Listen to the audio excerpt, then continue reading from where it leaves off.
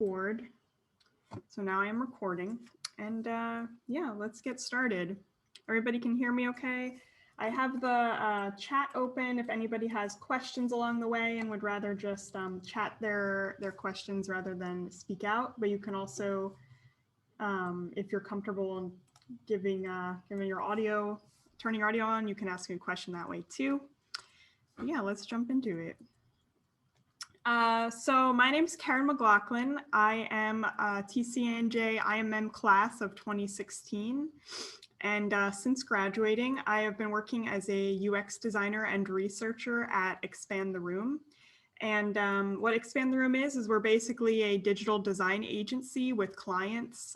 So I have plenty of opportunities to work across many different projects, always trying to just design things with a user-focused lens. I get to do research like user interviews and usability testing to try and make sure whatever products we're designing are user-focused and user-centered. So I wanted to start off with a quick poll here so that I can kind of just get a little background on the people coming here today. So let's see if this works. I'm going to launch a poll. Do people see that poll coming up? Just a few questions to ask you here.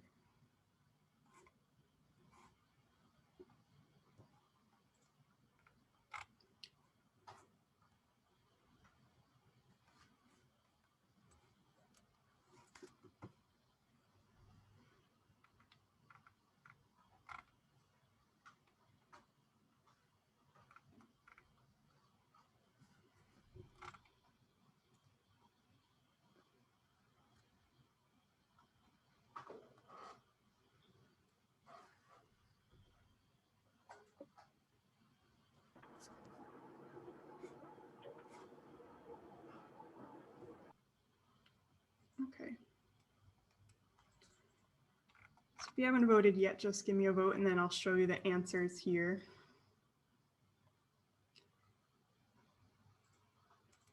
All right, so here are the results. I think I should be sharing the poll results now.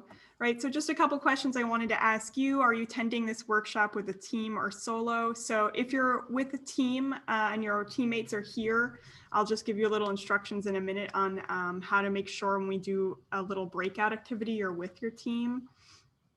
Do you have a hackathon idea you can use to make your journey map? It's totally fine if you don't have an idea yet. I do want to make this an interactive workshop where we can start to think about our ideas through a user-focused lens. But if you don't have an idea yet, you can use this time to just start thinking about that idea further, or maybe using a school project or just an existing product out there that you could use as a journey map template. And this last question, I really wanted to focus on. So far during this hackathon, how much time have you spent defining your users? So I used to do a lot of hackathons when I was in college myself. And I think one thing that I realized was that a lot of these hackathons are, it's about hacking and making something quickly, but I rarely ever spent the time thinking about who my users were for this product. And even though it's just a hack, I think if you want to build something meaningful that actually impacts a lot of people, you do want to start thinking about who those end users are. And so that's my goal with this workshop, is to kind of help you guys start to think a little bit more about who are those end users and how can I design a product that will meet their needs. I'm going to end that poll. And yeah, just reiterating what I was just talking about, thinking about your users is so important because it helps you solve for a real need as opposed to just designing something, I don't know, that you would use, or just a cool idea you had. It could be a fun build, but if you are able to think about who's on the other end of that product, you can make something really meaningful.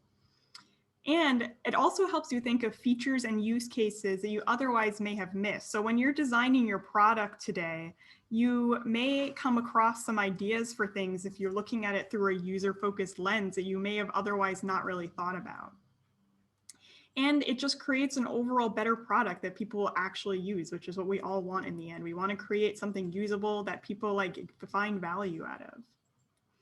So here's just one housekeeping note. I'm going to go through basically a little intro on what user journey maps are, but then I want to do an interactive element with your teammates. So if your teammates are in this Zoom with you and you want to be in a breakout room to work on the activity with them, I just would like you to chat the name of your team members into the Zoom chat so that we can put you in a breakout room. My assistant slash fiance, Rob Whipple, is here to help do that while I'm giving the rest of the presentation. So just reiterating again, if you want to be in a breakout room with your team when we do the activities, just let me know the names of them in the chat, and also just make sure that your name is correct so that we can sort you. Does that make sense? And if you don't put your team name down, you're just going to end up doing the activity solo. But just, you can message that in the chat right when you can, and I'm going to keep going. So any questions on that?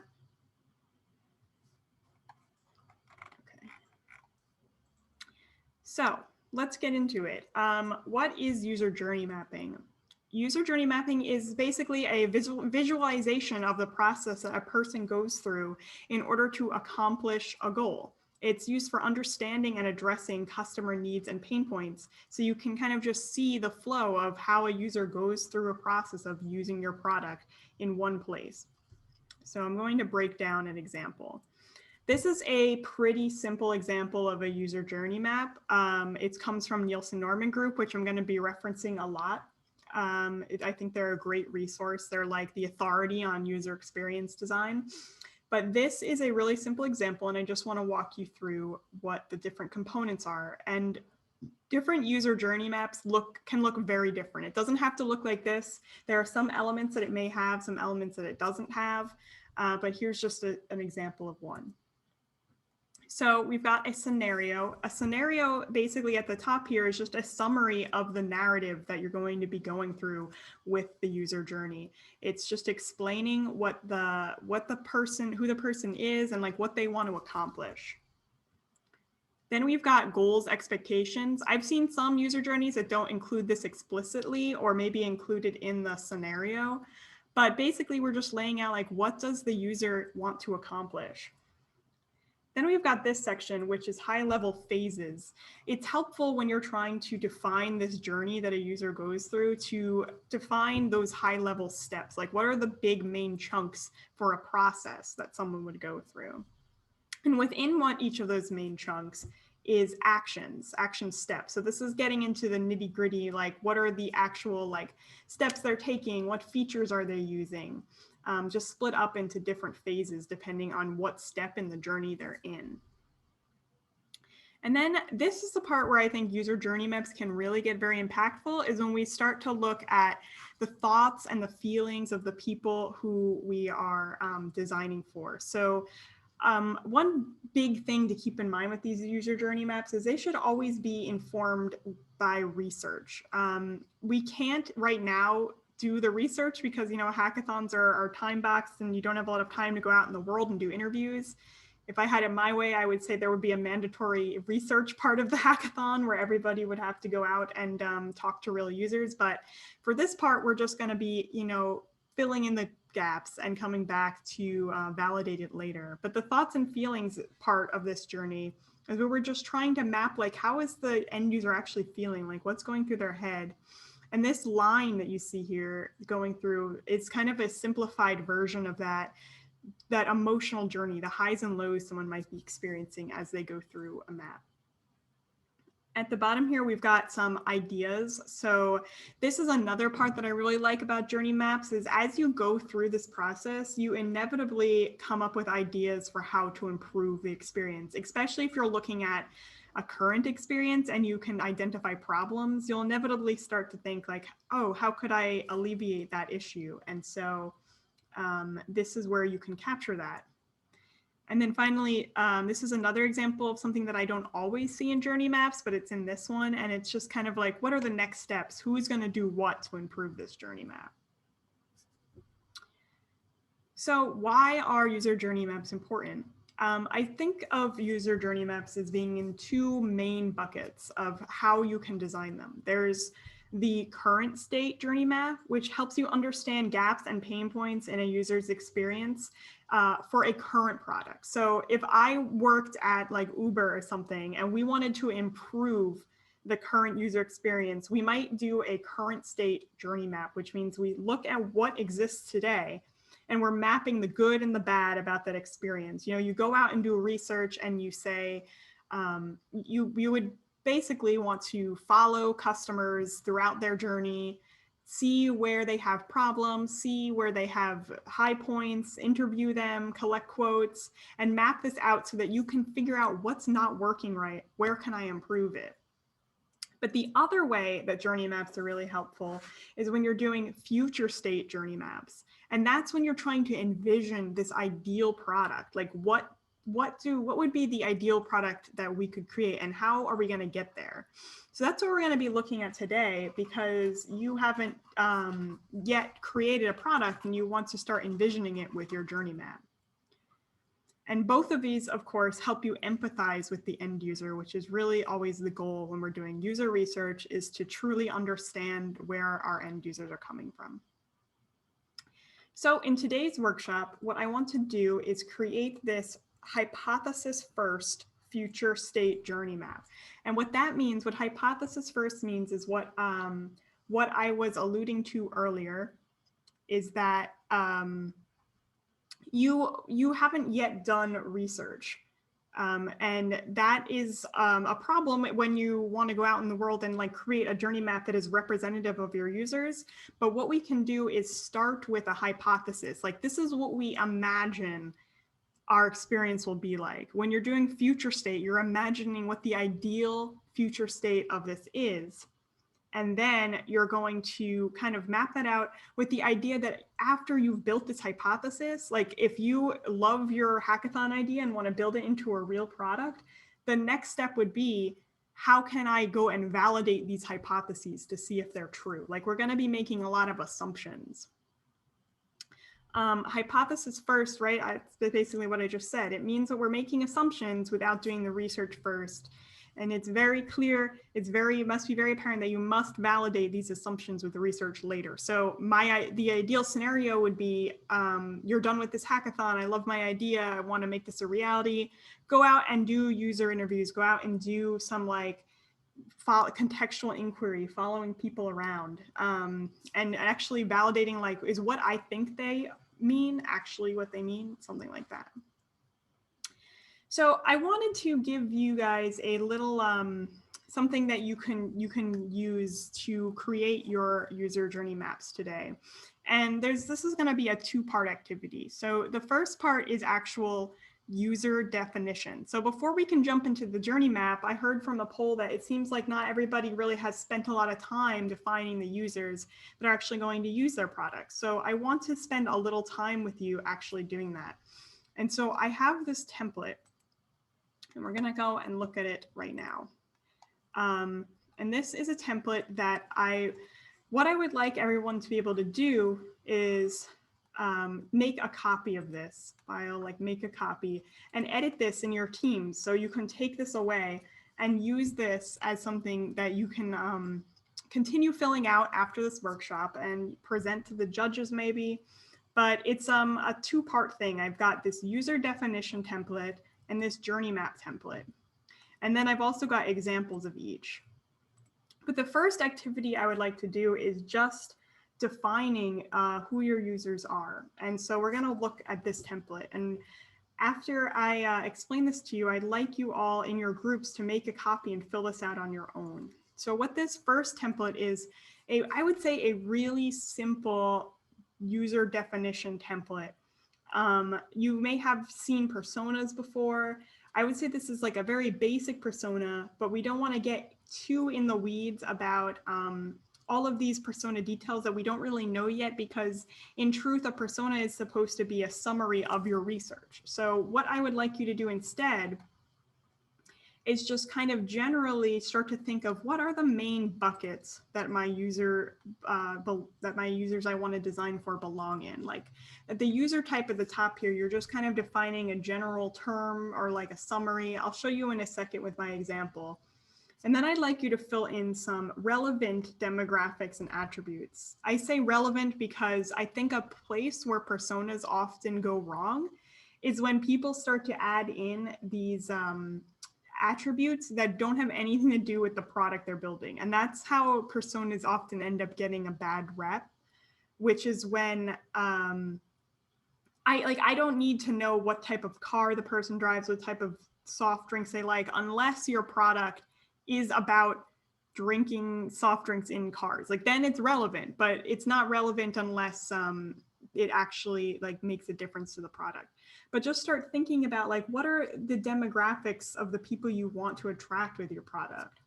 And also goals. What are the goals that they have specifically that your product could help them better accomplish? So let's look at an example really quick. I just filled this out. I didn't fill out the whole thing, but so at the top here, you can just write a general like summary of your product or service. And then what I did here, this is my example here is this app that I ended up making actually when I was a TC&J student. It was my thesis project, and it's basically just about keeping track of food in your fridge with like a little physical like scanner device.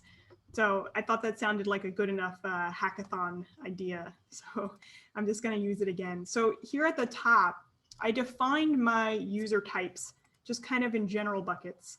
I know I want to attract like people who are eco-conscious and maybe they like just graduated out of school, so they're not really they haven't really figured out how to like make meals for themselves, maybe live on their own outside of school. And another bucket I could think of was the busy parent. They don't have a lot of time, they're juggling a lot. So I just started filling that in so I can start to get a better picture of who they are as a person. This would be like a jumping off point. It's a brainstorming point of how do I figure out who I need to go and talk to? Well, just start writing down these attributes and then you're starting to get an idea. And when you actually go and do your research, you might find that some of these things are not as accurate as you thought they could be. That's why it's a hypothesis. It's a hypothesis that you have to prove or disprove. Here are some goals I wrote for them. Like I think my college grad wants to learn how to make easy recipes, and they're eco-conscious, so they want to avoid wasting food, right? They fit the demographic for my product, and it's just a starting point. So what I'm going to do here is I am going to copy this link and I'm going to put it in the chat so that everybody can, everybody will be able to open this up and do a little activity for yourself. And I can just do the groups, Rob, because there's not a lot of people here.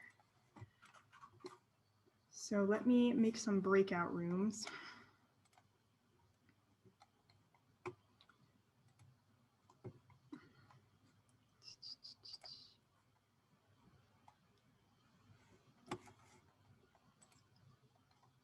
I'm just going to stop sharing for a second.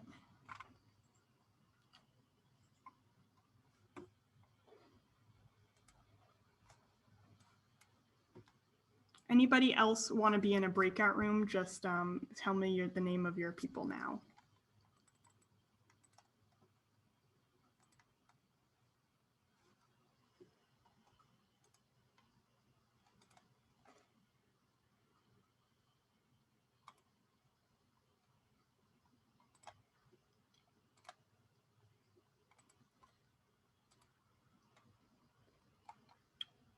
Okay, so I'm just assigning you to groups. I have 2 groups right now.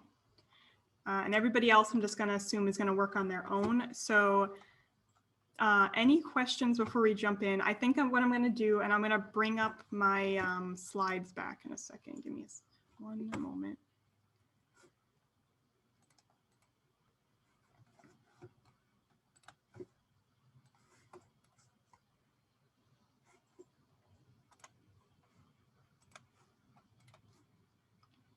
So what I'd like you to do, right, make a copy and just start filling out this definition, user definition. here is a slide explaining it, right? So just to recap, who will be using your product or service? You may have more than one user type. What are some relevant demographics for each user type? And what are the goals that they want to accomplish that our product can help with? 10 minutes from now will be 2:35.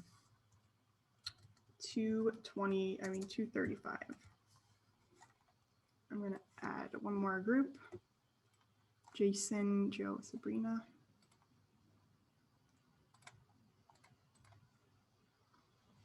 Okay, anybody else want to be in a group? I have 3 groups: Kiera, Gil, and Nicole, Jason, Joe, and Sabrina, and then Courtney, Nisha, Sarah, and Svanik. Okay, so I'm going to open all rooms, and you're going to have 10 minutes. Just start, make a copy of that document and just start thinking about that.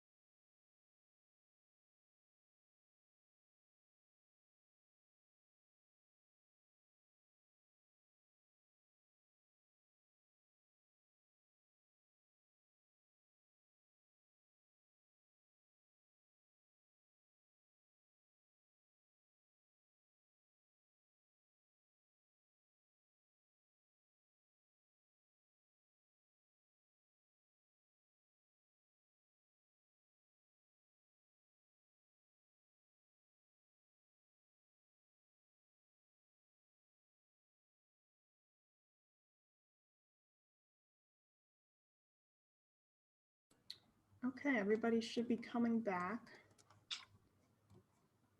How did that go for everybody?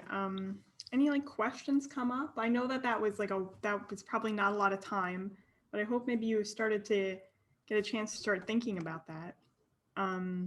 Anybody have any questions?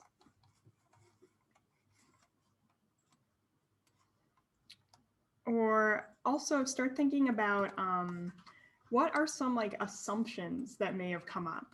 Things that you had to like make a guess on that you want to validate later, you know? Like Sabrina, how did your group do? So our service was like a service that will help you match with a therapist. And I feel like that was kind of hard because it could really be broad and go for a lot of people.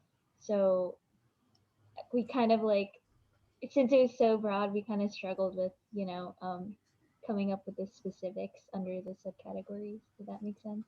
Mm-hmm. Yeah, it can be hard in the beginning when you want to like design a product that can work for so many people to like hone in on one specific group.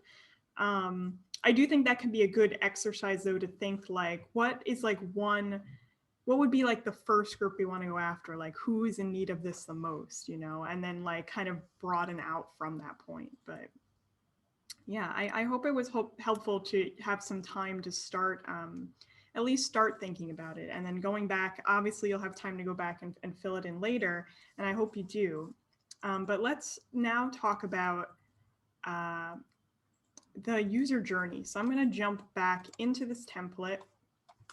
The user journey map template, I did not make this myself. It came from Nielsen Norman Group, and you can see their copyright here. I think that they're a great organization. Definitely check them out. But let's take a look at this user journey map. It's going to look similar to the one that we saw earlier, but with the ability for you to fill out these things. And there's a couple more buckets too.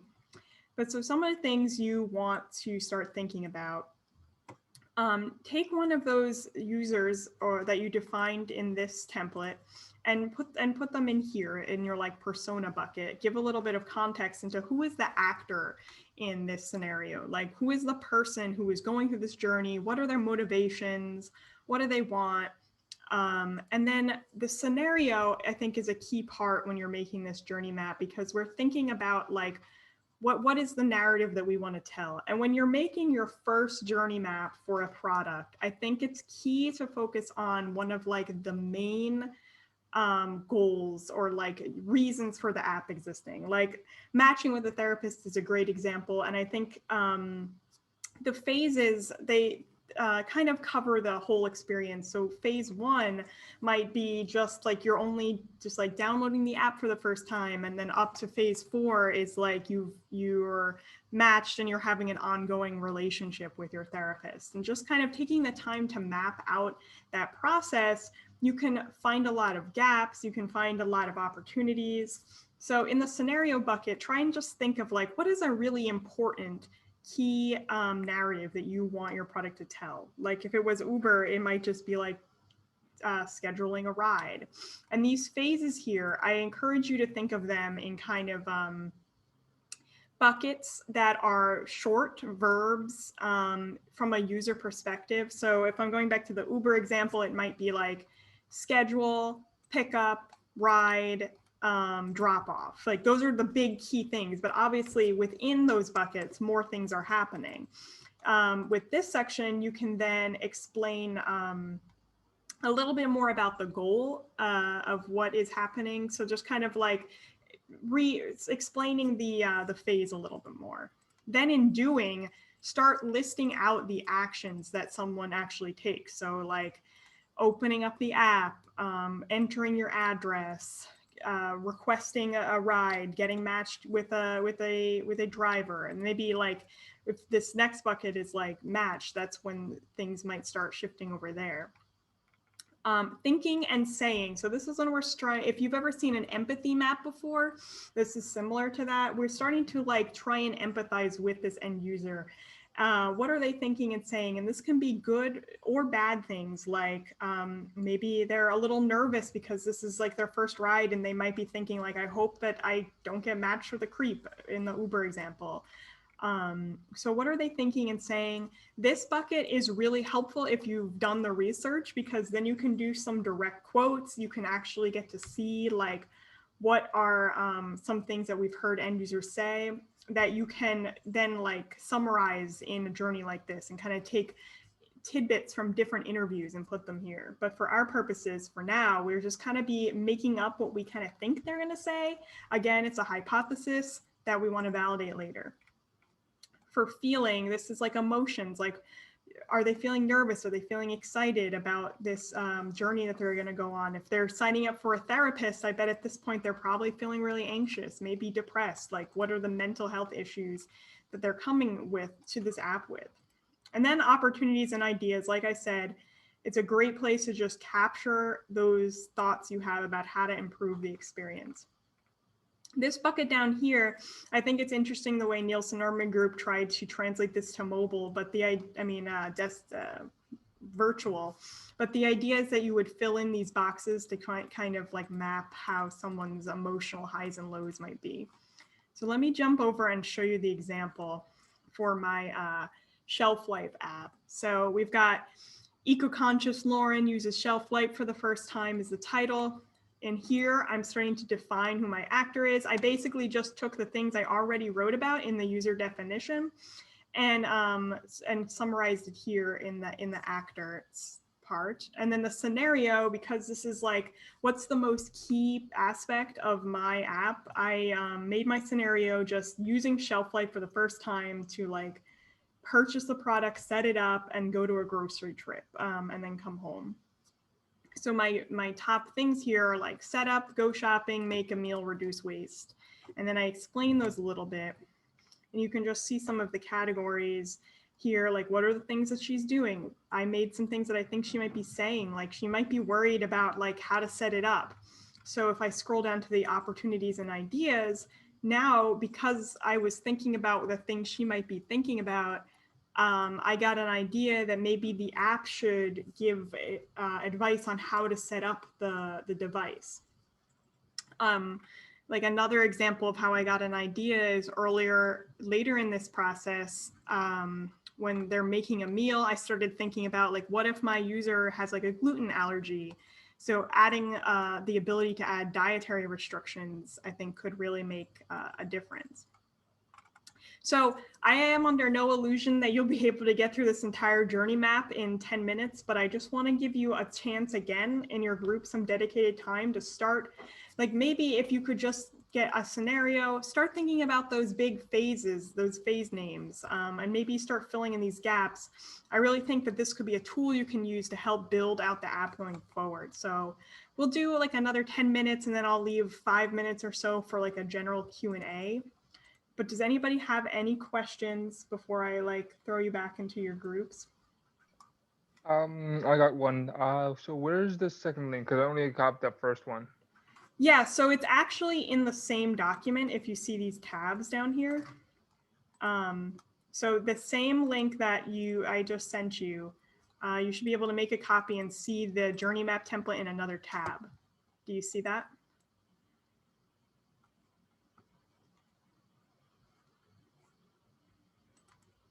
John? Give me a second. Let me check that again. Yep. Okay, so I'm going to send everybody to their breakout rooms. Just start thinking about this, and I'll see you back here in like 10 minutes or so.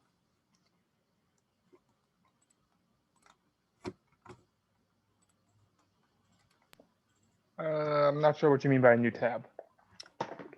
So in the sheet here, I'll share my screen again. Yep. You know, never mind. I think about. Let me see here. Sorry, there's a siren going on. So if you've got the Google Sheet open, at the very bottom there should be some sheet tabs. Oh, down there. Okay, give me a second.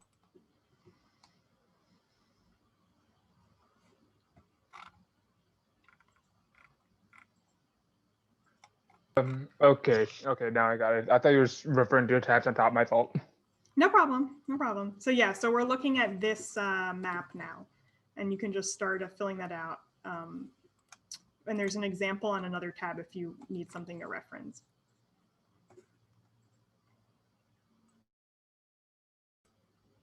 So we'll take, a few minutes to go over that.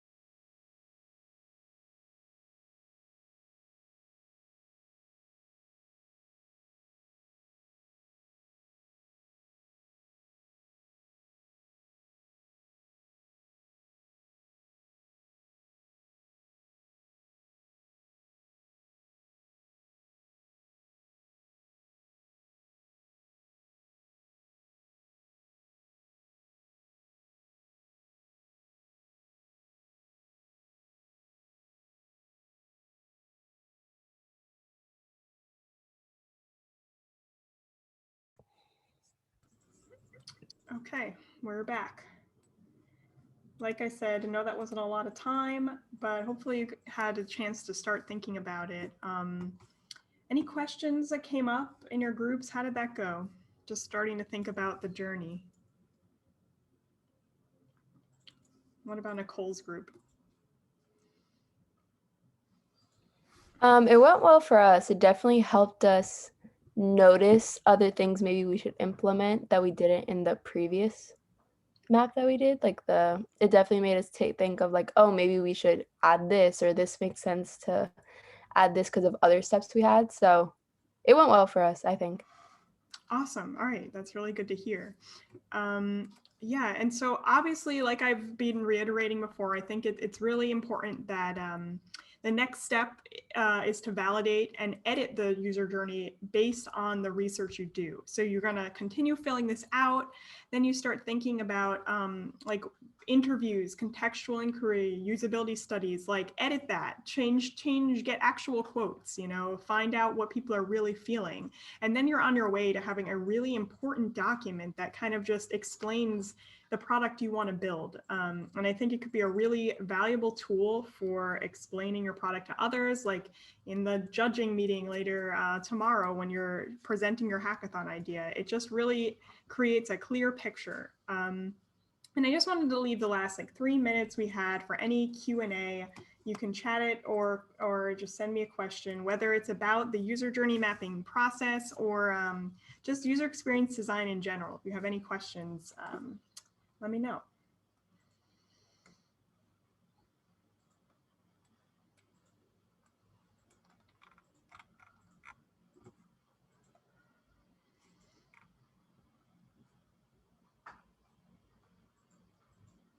Anybody?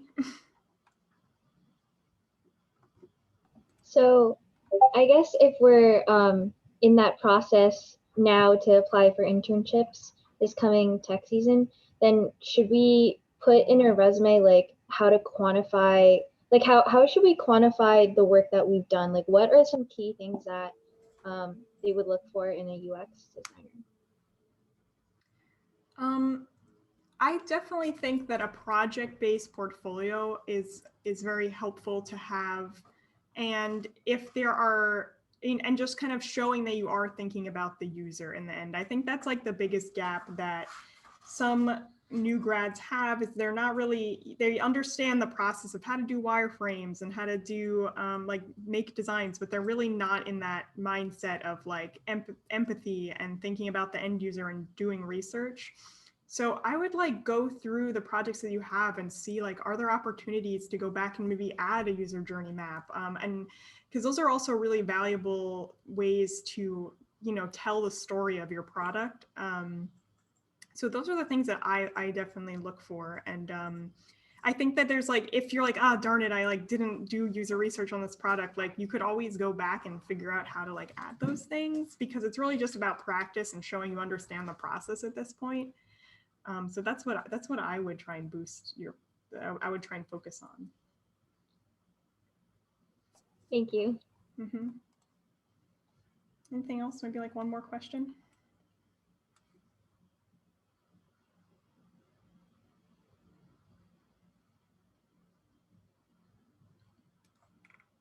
Okay, well, I guess we're at time then. And yeah, totally take this document. I have it in the chat there again. And if you want to continue working on your journey map, use it in your presentation, send it to others, that's completely fine. And I'll also, you know, be hanging out in the Discord. So if you have any other questions or you want to chat one-on-one, I'd be happy to. So good luck, happy Halloween, and have a fun time. So thanks for joining me.